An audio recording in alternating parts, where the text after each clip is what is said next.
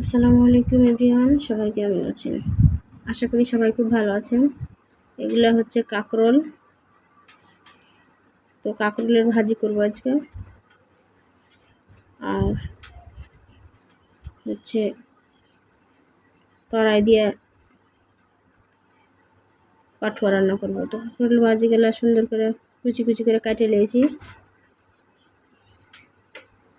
কাটে নিয়ে এখন ধুয়ে নেব সুন্দর করে। তরকারি জোগাড় করে চলে যাব রান্নাঘরে।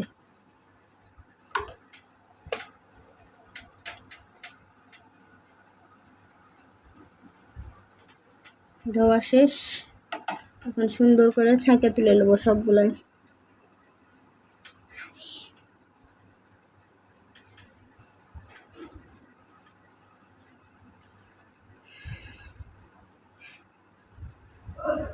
এখন চাপিয়ে দেব লবণ, হলুদ, মরিচের গুঁড়া।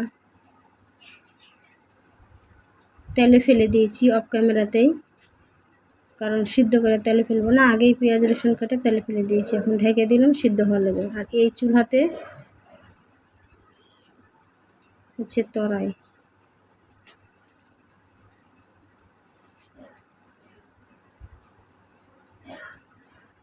দুদিকে দুই চুলাতে দুই রকম তরকারি হয়ে যাচ্ছে। আর রাইসে দিয়েছি ভাত রাইস কুকারে।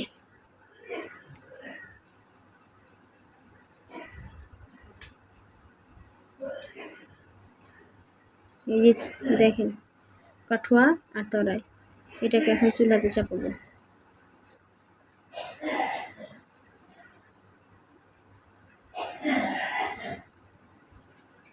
মরিচ, লবণ, হলুদের গুঁড়া সব কিছু দিয়ে দেবো।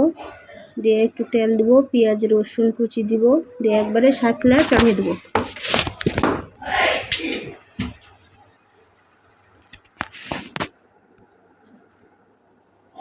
সাতলা চড়িয়ে দেবো। পেঁয়াজ বেশি রসুন বেশি দিলে কিন্তু খেতে বেশি স্বাদ লাগে। এখন পরিমাণ মতো একটু পানি দিয়ে দেবো। তরাই থেকে পানি বের হবে, কিন্তু তারপরও একটু পানি দিয়ে দিলে ভালো হবে, সিদ্ধ হবে। এখন দিয়ে দিন তেল।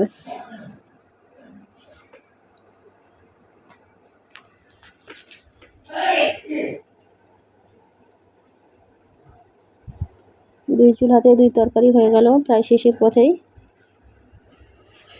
কত পানি বার হচ্ছে, মানে এই রসটা মরলেই হয়ে যাবে। চলে আসবে এখন খাবার। এই যে খাবার রেডি, এখন পরিবেশন করার পালা।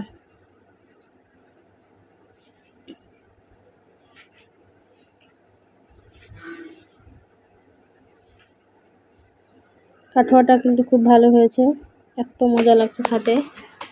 ভাবলাম যে মনে হয় সিদ্ধ কম হবে, কিন্তু অনেক সুন্দর সিদ্ধ হয়েছে। তরাই দিয়ে আপনারা অবশ্যই একবার হলেও ট্রাই করে দেখবেন। তরাই দিয়ে হচ্ছে সজনে ডাঁটা রান্না করলেও ভালো লাগে, আবার হচ্ছে কাঠুয়া রান্না করলেও ভালো লাগে। দেখেন কত সুন্দর লোভনীয় হয়েছে।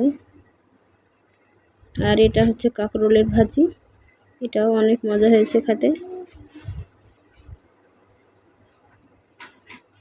গরম ভাতে এটা টেস্টই আলাদা। আর সাইডে হচ্ছে রান্না করেছি মুগ ডাল। তো সবাই ভালো থাকবেন, আজকে এ পর্যন্ত, আবার দেখা হবে পরবর্তী ভিডিওতে।